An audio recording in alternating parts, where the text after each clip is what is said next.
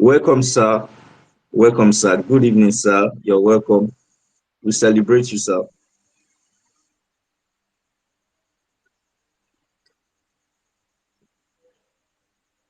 Welcome, sir. I just sent you an invite as a speaker. Good evening, sir. Good evening. We are fine, sir. We are fine. How's the family? Fine, fine, thank God. Everyone's doing well. You're welcome, sir. Thanks Yeah, for good having me. evening, It's sir. an honor Welcome, sir. Thank you, it's Bola. an honor to have you here again. It's an honor. It's really an honor. Thank you. It's good to be Great here. We honor. celebrate you, sir. Yeah. And it's a good thing you are the one opening the series for us tonight. Okay. So a, a quick one. Uh, each of our sessions we take a duration of 30 minutes so that we won't keep you up too late. Okay. I appreciate that. I would like us to go straight to the reason why we are here tonight. Some persons are meeting you for the first time, or they will be listening to you for the first time this night. So uh, you just start by introducing yourself to us, and from there you can go ahead and give us your lessons for tonight so that we can wrap it up. We're not really going to be exceeding that duration so as to keep everything uh, in place. So it's All right, over to that's you, fine. sir. You're welcome, sir. All right, thanks for having me again. I'm glad to be here. My name is Thank you, sir.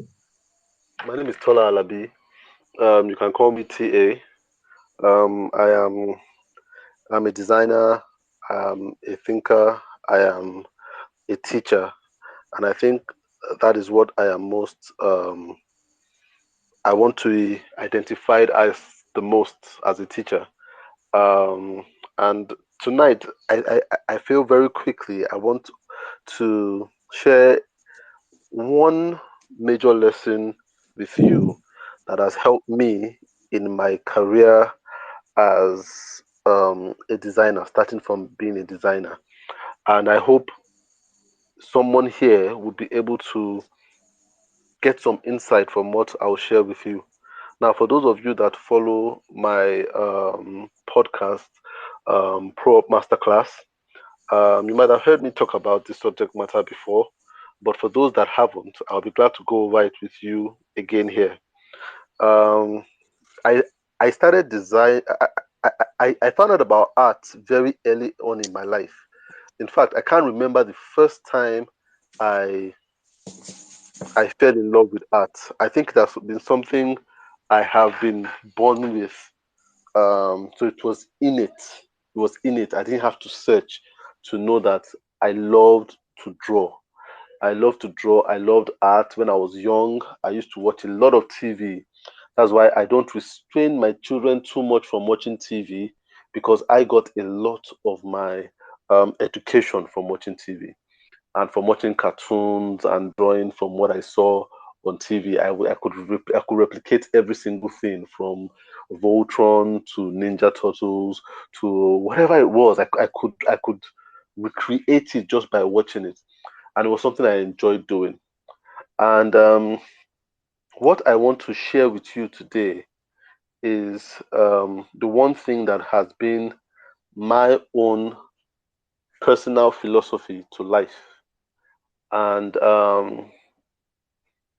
it is something that I discovered in 2010, and it has helped me from then till now. It makes me understand why some things happened in the past, what is happening now, and where I'm going in the future. And it is this statement: know yourself and blossom. That has been my North Star in living my life. Know yourself, know who you are, and blossom. Um, in 2010, early 2010, I I had just returned from Canada, I think a year or so, and I was back in Nigeria, and I started a company with a friend of mine that really didn't work out, because we're not getting so many clients. It just wasn't working out, and so I'd left the company and I had decided to start out on my own. And when I started out on my own, I registered Tola Labi Design, and I didn't have any client in 2010. I had no client, zero, no client. And I'm saying this because I meet a lot of designers that are at that stage where they're just starting out and they have no client. And a lot of people see it as a disadvantage, but it's a massive advantage. Massive. Because that was a defining year in my life. Now, I had no client. I had a laptop and I had Photoshop installed on it and nobody to use the Photoshop for. So I started to try out things and experiment on my own. So I would take photos. I had a camera I bought in Canada then, and I was taking photos of anything that I found interesting to me. Anything. So I'll take photos of trees, of leaves, of insects, and stuff. Never photos of people, but just my environment. And when I take the photos, I'll bring them back to the computer and just start looking at which one was interesting. So there was this particular photo I'd taken a of a mango of a mango tree with a fruit on it. And I looked at the leaves. The leaves were interesting to me, so I just cut it out. I cropped it out and I duplicated it in Photoshop. At this point, I didn't even know what I was doing. At that point, I was working in such a way whereby I was just expressing art. And that's where I want to tell you that a lot of you as designers, there are some of you designers here, creatives, whatever, but you a lot of us do this thing called design as a service, which is good. It pays the bill when you have a client call you for you to do design. But then there's another way of doing design as an expression, and that's the deepest way of doing design. And I want to tell you this: if you're going to be successful as a designer, you find success in doing design as an expression, not as a service. You find more success in doing design as an expression, not as a service. And what's the difference? When you do design as a service, a client has to call you to commission you to do a job for them. So you are doing a website for a client, you are doing a UI design for a client, you are doing a logo for a client, you are doing a layout design for a client, you are doing an animation for a client. The client brings a brief and then you do the artwork or whatever, the creative work for the client. That's design as a service. And if you do it well enough, the client pays you for the work you've done. It's a great way of running a business, but it's not a very great way of leaving a mark. The people that leave the greatest marks are the people that do design as an expression. And what does that mean? That is, you do design and you think of what you want to say in your mind, or sometimes, like I was doing in 2010, allow the design spirit just carry you somewhere and just express what is going through your mind as you click the mouse. Just let yourself go, and then you create some of the most incredible things you've ever created in your life that you never knew you could create. You say some of the most incredible things through your artwork that you never knew you had in you to say. And that's what I was doing in 2010. I had no clients. I couldn't do design as a service, but I could do design as an expression. So every time I put on my laptop, I never knew what I would end up at the end of the day. And that was exciting for me. So that day I was working with these photos of the leaves, and I collaged them so much that it looked like a giant rope of leaves. And I liked the way it looked. But then it was just leaves. It didn't say anything. So I just said, okay, what do I want to do? And then I started typing words because they were leaves. I said, okay, so it should be something that has to do with growth and blossoming. So I just typed in the word blossom and I did some effect around it. And then, I was so into typography. So I wrote Blossom first, but I didn't know what I was going to write on top. I said, okay, what am I going to write this Blossom? I didn't know what I was going to write. And then my mind just told me, okay, write Know Yourself and Blossom. Okay, I said that makes sense. So I used a typeface I just downloaded. I wrote know Yourself on top. And I got some images of butterfly. I got some images that are taken from another flower way earlier. And I just collaged everything. And it looked beautiful. But at that point, that message didn't make meaning to me.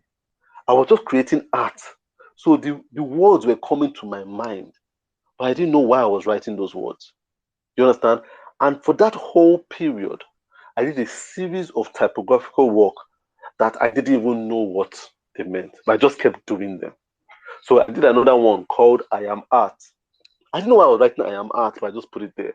I put another one called Smile On. I did another one called True Love Conquers. I did another one called The Power of Love. I did another one, it was just coming to my mind. And I was just expressing, and I was doing incredible work because there was no client restriction. I was just doing anything I wanted to do with Photoshop. And then I loved the work, but I didn't understand the message. And it was like a spirit was going through me, just expressing itself. And it was years after that I started to understand that very first work I did, Know Yourself and Blossom. That work is so important. I think if you go to my Facebook page, it's still there. It's still the banner on my Facebook page, um, because it's that important to me. And I realized that that became my life philosophy. Know who you are. The more you know who you are, the more you experience freedom, not just as a creative, as whatever. You see, I talk with a lot of people. The problem is that a lot of people don't know who they are. And that's understandable because the moment you are born, what happens? You start unlearning who you are. The moment you are born, so as you grow, you are unlearning. And you unlearn in different ways. You unlearn from your parents. So your parents are telling you, don't do this, don't do this. We don't do this way. You've unlearned some things. You go to school will tell you, no, you sit down here, you wear the uniform, you learn this, you don't talk too much, you do this, you unlearn who you are. Every time you are taking on somebody else's principles that doesn't come from you are unlearning you. So we spend so much time unlearning ourselves. We unlearn ourselves. And then we get to this place where we end up with a product that we don't even know. We can't even explain why you behave in a certain way. Just realize you are this shy, awkward, doesn't like to talk, gets angry, that kind of. I like. I don't know when I became like this because there have been years of unlearning. Because the truth is that the true you is always a happy you. So if you are here right now, you are unhappy, some unhappiness in your life. The level of your unhappiness is the level of your lack of self-identification. The people that don't know themselves the most are the most unhappy. They might be millionaires, but that they don't know who they are, they'll be unhappy. The happiest people are the people that know who they are. And it's important for you as a person to know who you are. To know who you are. To be able to say, this is who Donald is. This is what Donald is good at. This is what Donald likes. This is what Donald doesn't like. This is what motivates Donald. You understand? The more you are able to know Donald and get more acquainted with who you are as a person, the more I'm able to know who Tola is, the more I feel empowered. But it's a difficult thing. It's a difficult thing to know who you are. Because as I said, you spent so many years unpacking who you are and taking on who your parents are, who your friends are, who your class teacher is, who your headmaster is, who your principal was, who your VC was, who your lecturer is. You've packed on so many foreign identities. Then you become somebody you don't even know. You become a creation of so many other people over the years. And what I'm going to tell you today is you need to find out who you are. If you're ever going to be happy in life, you need to know who you are. When you find out who you are, you stop competing. When you find out who you are, you stop envying. Start expressing yourself. But it's hard. It's hard because we go about finding ourselves the wrong way. You, a lot of times, you see, knowing who you are is a spiritual revelation. It's a spiritual revelation because the truth is, at the very element, you are a spirit. You understand? So it's a spiritual revelation. But the problem is when you say spiritual revelation, what people begin to see is church and religious organizations and religious people. So to find who we are, a lot of people go to religious organizations and religious people. That's the first mistake people make. They try to find identity, which is a spiritual revelation, through spiritual, in quotes, things. So they try to find it in sermons. They try to find it in intellectual things like coaches. So you find a coach that say, okay, sign up for this 3-month course or this 3-week course, and we will unlock the person within you. I don't believe that. I don't believe the answer is outside. It's a very dangerous thing to put your answer outside. Very dangerous thing for somebody on the outside to tell you who you are. It's very dangerous. And I'll tell you why it's very dangerous. When someone tells you who you are, that person becomes your God. Whether you like it or not. The person that tells you, Brian, this is who you are, that person stands in a position to tell you what you should do. Because that's the greatest revelation. So if another human being reveals the greatest revelation to you, that person stands in the position of being your God. Just naturally, you submit to that person. And that's why you find people that go and try to find who they are through a minister or a religious figure. And that person tells you, oh, you should be a singer. And they start singing and they kind of feel some pseudo identity in that. They begin to almost worship that person. They can do anything that person wants. And if that person is a terrible person, they begin to take advantage of you. That question should only be answered by you. But we've become so lazy and so fearful to find out who we are ourselves. But it's a dangerous thing for someone else to find out who you are for you. You find out yourself, and it's not through what you think are the highest form of spirituality, which is praying, going to a religious organization, consulting with. No. Those things have their place, but that's not the highest form of spirituality. The highest form of spiritual revelation that we have as human beings is through what I call the human instinct. And what I mean is your identity is in you already.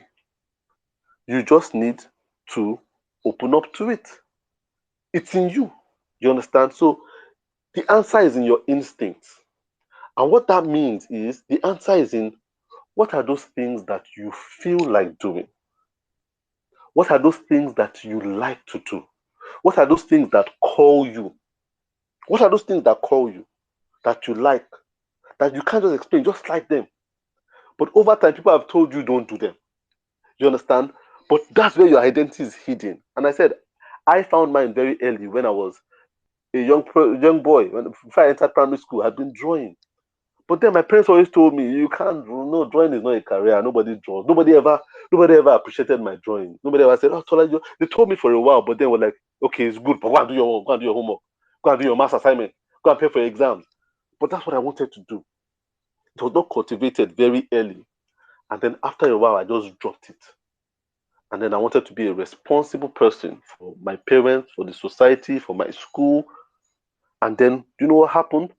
I started living a life of a lower expression of who I was.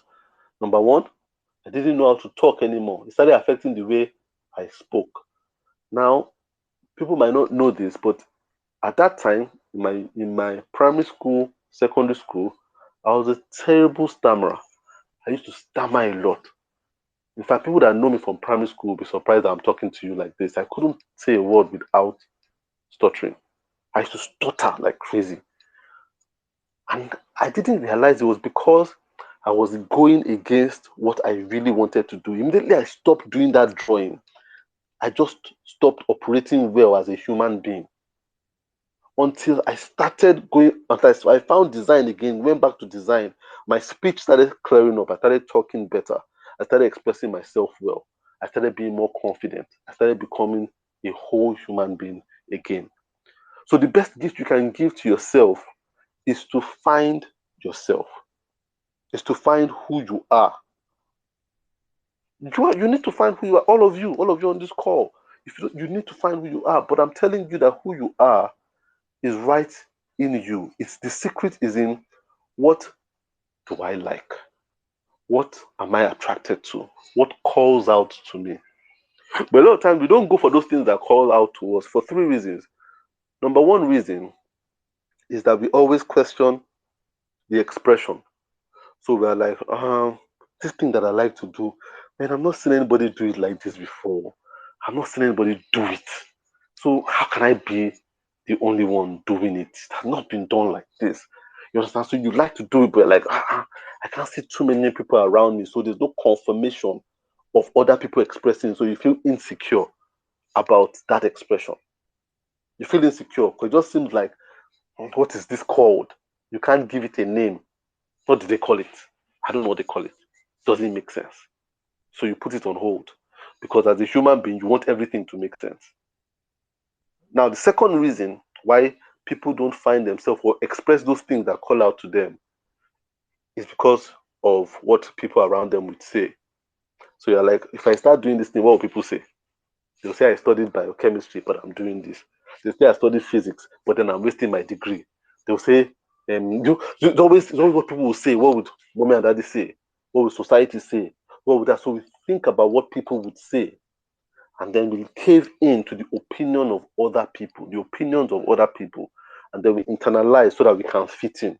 Because standing out is too odd. People see you and start talking, so you're scared of criticisms. You're like, maybe I shouldn't do it this way. Maybe I shouldn't do it. And then the third reason why people do not go for those things that call to them is probably one of the most common reasons now. They find out what draws, what calls out to them, what they like to do, but the first thing they start rationalizing, how does it convert to money? How does it convert to money? How does it convert? I like to draw. How does it convert to money? I like to I like to juggle. How does it convert? How does it convert? How do I make a job out of that? That's one of the that's the most common one. You always think first about conversion instead of expression. So the first when you realize that I like doing this thing, I should do it more. The first thing is how does it convert to livelihood? And then when you can't convert it logically to livelihood, it means you shouldn't do it. And that's why a lot of people don't do what they ought to do with their lives because it doesn't convert. I was having a conversation with someone today, and the person was like, I want to do this. I want to do this particular thing. But then, how will I make a living? You see, they want the expression to be commissioned before they express it. No, it hardly ever works that way. It's in the expression, is in the expressing that thing that you find people that put value on it.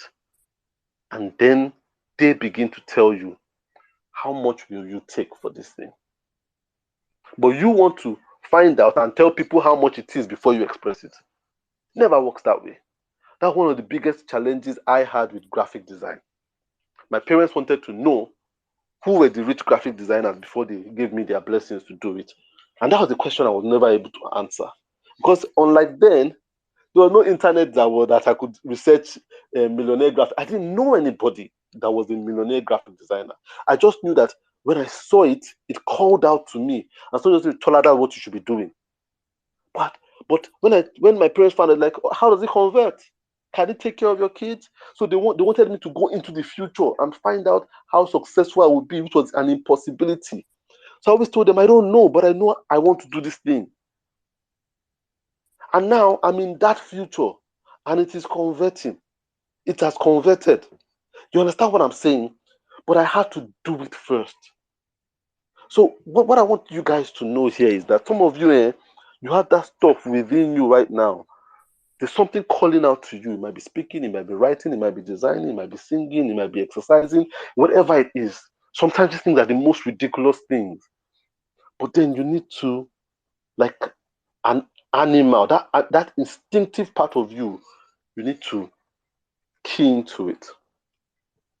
Stop looking for validation outside. The strongest prayer you can pray. Prayer is good, but there's a prayer that comes before the rational prayer. Because all the prayers you pray is rational. You think of the words to tell God. You do things that good. But the strongest prayer you can pray is allowing yourself to operate the way God made you. That is the irrational prayer, the instinctive prayer, allowing yourself to operate the way God made you. The secondary prayer is that one that you have to think, God, I need a laptop, I need this. All those ones, they're always very selfish. You understand? But that irrational one comes from within your soul. It was factory fitted. That is what you need to click into first. Expressing that. Expressing that. When you start expressing that, you would even realize that there are less things you are praying rational prayer for. Because life just begins to fall in place. Life just begins to fall in place. Life begins to fall in place. And you just begin to have elevation. You understand? Just begin to elevate without even praying rational. See, I was reading the Bible some days ago, and there was a story about Joseph. I've read it before, but I read it again. And then I was reading through it, and there was hardly a place where it said Joseph prayed. Yeah, and he prayed to God to help him out. No, never said that Joseph prayed to God. But the thing was, you see, he always followed what God called him to do. So God called him, go and serve. He said, go and interpret dreams. He interpreted dreams. He just was doing that thing that was calling out to him part time. And by doing that, he was being elevated without saying, God, elevate me. You understand? And that's what I want you guys to key into tonight. Key into who you are. It's the strongest prayer you can pray. Just saying, God, give me the faith to express those things that you've given to me without fear. And you see how your life will change. All those things. See, I remember my mom was praying for me. Seriously. She would go and meet people. How can I get taller to start talking well? I don't like the fact that he's always stammering and stuff like that. So people give her advice. Oh yeah, pray. Tell him to drink this. Tell him to do this exercise. Do this breathing exercise. Do this. Ah, man. Sometimes she asks me, have you done a breathing exercise before you sleep? I'm like, I forgot. How can you forget? Like, go and do it. Go and do it. I'm like, all those things were not in the prayers or in the breathing exercises. It was in true expression of who I was. That was the secret. So some of you, you have sicknesses within you. It's not from anything. It's just from the fact that you are imprisoning the true you. So your body has gotten sick. The deliverance from that sickness is allowing your body to do what it should be doing in the first place. Stop thinking about what other people will say. Stop thinking about the fact that nobody has ever done it before. You might look silly. Stop thinking about how it will convert. Free yourself. Know yourself and blossom. I think the last thing I'm going to say, I think I have just about 3 minutes more, is your identity is not a bus stop. And that's a mistake we make. Who you are is not a you are this full stop. It's a you are this, comma. You are this, comma. You are this, comma. It's never a full stop. So many years ago, when I was a kid, I was an artist. That was not a full stop, it was a comma. Because years after that, I realized I was a graphic designer. That was not a full stop. There was a comma there. Then I realized I was an identity designer. And then there was a comma there. And then I realized I was a teacher. And there's a comma there. Then I realized I was a thinker. Then there's a comma there. Then I realized I'm realizing things every single time about myself. Never pigeonhole yourself to who you've been, even though you've been doing success. And a lot of people do that. They're like, I'm a graphic designer. I found it. Then they pack. Then other opportunities come. They're like, no, I'm a graphic designer. I pack. I feel like doing this thing. So there's some things that will come, they will call out to you. But then you've already imprisoned yourself that I'm a graphic designer. I shouldn't be doing this thing. Let me not confuse people. No. Don't forget about people. Express what comes to you. So if you're a graphic designer today and playing the guitar just comes to you, do it. Just stop thinking about what is brand appropriate. We've become so commercialized. Like, what would they say about me? Me that was doing graphics and I'm not playing guitar. They're not saying, don't you know what you want to do with your life? No, you don't know yet. It's a comma.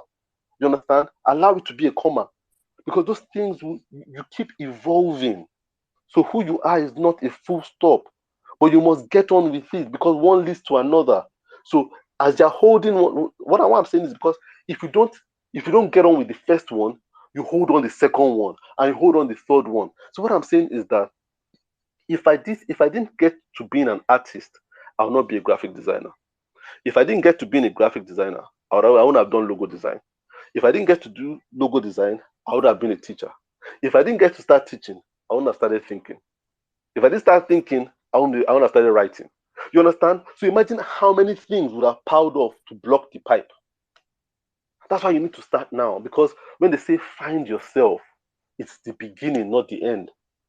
So when you hold it down and say, I'll find myself after I've retired, you're doing yourself a great disservice because there are so many things piled up. So once you find one thing, commit to it, but have the courage because it might be the best thing you might ever do for your life. And I hope this sinks in with somebody. You understand? I might not sink with everybody, but I hope this sinks in with somebody and it gives someone that courage that they need to start tonight. Start. People are waiting for you. Just start. At the end of the day, you can never regret it because it frees you up to being the best expression of who you are. So I want to thank you guys for taking time to listen. I think that's 30 minutes so far, but I think that's just appropriate for our talking tonight. Uncle T, thank you so so much. Thank you so so much. Like this is powerful. It's like God is bringing this same message to me the second time, just in 1 week. It's not even up to 1 week. The exact message my pastor preached in church yesterday is the exact same thing you just spoke about. Like word for word. I am shocked. Like I've been I've been clapping over here like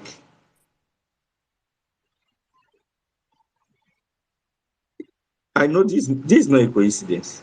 This is a message for me. I don't really know for any other person. I think God is really talking to me, like confirming it for the second time, for you to repeat the same words through you tonight. My note, Especially that yeah, I said my part notes. you What I've been jotting down is very helpful. can you hear me? Yeah, I can. We can. All right. Especially that part you spoke about you not looking for someone that has done it before, like you looking for validation, looking for people that have done. My pastor said something yesterday. He said don't try to look for people that has done what God is telling you to do, because sometimes God is actually making you a different person. He wants you to be a brand. He wants you to blaze a different trail entirely. Stop seeking for validation.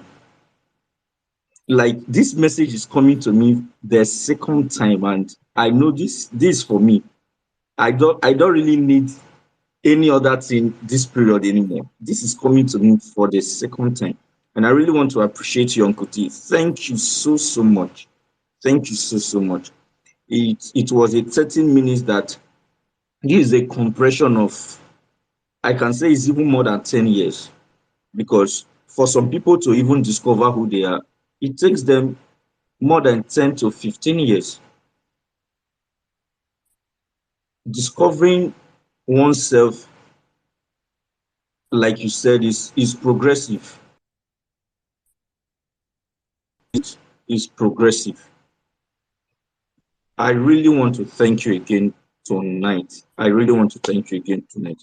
And for every one of us that came out tonight, today being the first day of the 21 days Twitter Space uh, series, I really want to appreciate all of you for coming out tonight, for sticking to this time.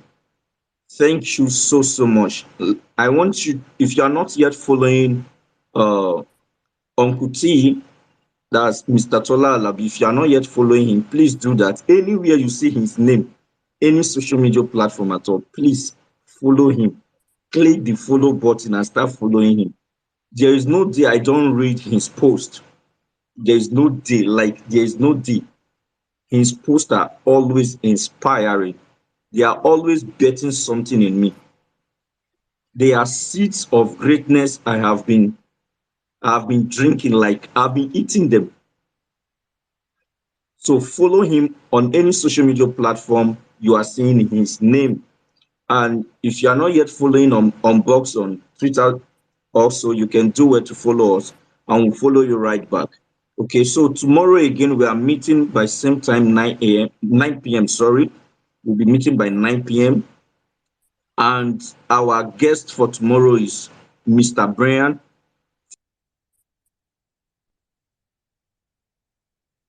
Overly at 9 p.m. till 9:30, same time, same 13 minutes. Please don't miss it. After this space, we'll be setting up the link for tomorrow's meeting so that you can set your reminder. All right, guys. I really appreciate you guys. On behalf of the Unbox Twitter Space community team, we are saying we love you. Thank you for joining us tonight. We'll see you again tomorrow. God bless you and bye. Bye, everybody.